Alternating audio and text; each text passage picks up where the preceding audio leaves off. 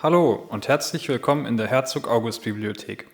Ich werde euch in den nächsten 5 Minuten eine kleine Tour von unserem Projekt Herzog via August geben. Die Bibliothek steht seit 1572 in Wolfenbüttel und ist mit über 100.000 Titeln in ca. 35.000 Bänden die Heimat der größten Büchersammlung des 17. Jahrhunderts in Deutschland. Wir haben mit unserem Projekt einen kleinen Teil dieser Kollektion in einem virtuellen Modell der Augusta-Halle zugänglich gemacht, mit dem Fokus auf Interaktion mit seltenen und teils extrem kostbaren Handschriften, die man in Wirklichkeit mit gutem Grund niemals anfassen dürfte. Darunter befinden sich die 6 Bücherrad-Katalogbände samt interaktivem Bücherrad, verfasst von Herzog August persönlich als Kombination von Standortkatalog und Akzessionsverzeichnis. Und zusätzlich über 10 diverse Handschriften aus der Wolfenbütteler digitalen Bibliothek, voll mittelalterlicher Kalligraphie und kunstvoller Illustrationen. Unter diesen Handschriften ist auch das einstmalig teuerste Buch der Welt, das Evangeliar Heinrichs des Löwen. Für die Umsetzung haben wir als Engine Unity, erweitert durch das SteamVR und Lightweight Book Plugin verwendet. Unser Ziel war es, ein Interaktionssystem zu entwickeln, das die Stärke von moderner VR-Hardware mit Finger-Tracking wie der Valve Index ausnutzt, um die Handhabung so intuitiv und frei von herkömmlichen Abstraktionen wie möglich zu gestalten. Unsere Bücher verhalten sich also prinzipiell so, wie man es in der Wirklichkeit erwarten würde. Es werden keine Knöpfe gedrückt, Trigger betätigt oder Joysticks bewegt, um das Buch zu bedienen. Stattdessen wird anhand von der Position und Krümmung der Finger zum Griffzeitpunkt entschieden, wie und mit welchem Teil des Buchs der Spieler interagieren will. Grundlegend unterscheiden wir 2 Griffarten.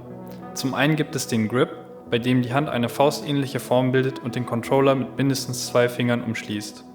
Diese Art Griff wird verwendet, um Bücher aufzuheben und festzuhalten. Wir haben auch durch extensive Erweiterungen des SteamVR-Interaktionssystems erreichen können, dass ähnlich wie bei modernen VR-Titeln wie Boneworks oder Half-Life Alyx Objekte an mehr als nur einer fest definierten Stelle gehalten werden können.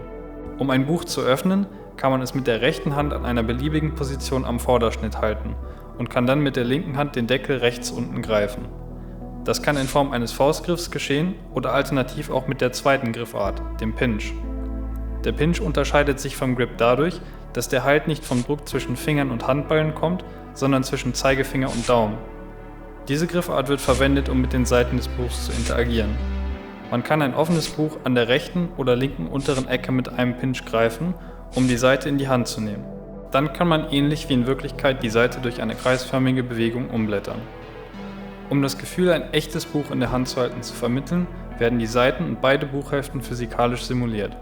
Sie unterliegen also zum einen der Schwerkraft und verhalten sich bei Schieflage des Buchs wie erwartet und behalten zum anderen auch den Schwung von der Hand beim frühzeitigen Loslassen. Dadurch ist es möglich, ein Buch langsam und entspannt durchzublättern oder rasend schnell die mühsam aufbereiteten Seiten zu überfliegen. Um eine weitere Ebene der Glaubhaftigkeit zu erreichen, wird das Geräusch des Umblätterns dynamisch an den Schwung der Seiten angepasst. Je schneller die Seite sich bewegt, desto lauter und schneller wird der Ton abgespielt. Zusätzlich zur Modulation wird unter einer gewissen Geschwindigkeitsschwelle auch ein komplett anderer, passenderer Ton abgespielt.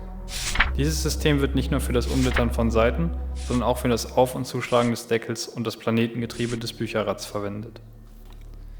Damit kommen wir zum Ende unserer Präsentation. Wir hoffen, es hat euch gefallen und ihr probiert es selbst aus, falls jemand von euch die nötige Hardware dafür hat. Der Quellcode und ein fertiges Release sind in unserem GitHub-Repository zu finden, das auf unserer Coding DaVinci Projektseite verlinkt ist.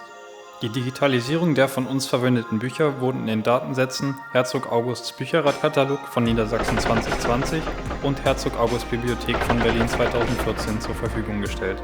Die Datensätze wurden unter einer Creative Commons Attribution Share Alike Lizenz veröffentlicht, unter der entsprechend auch unser Projekt steht.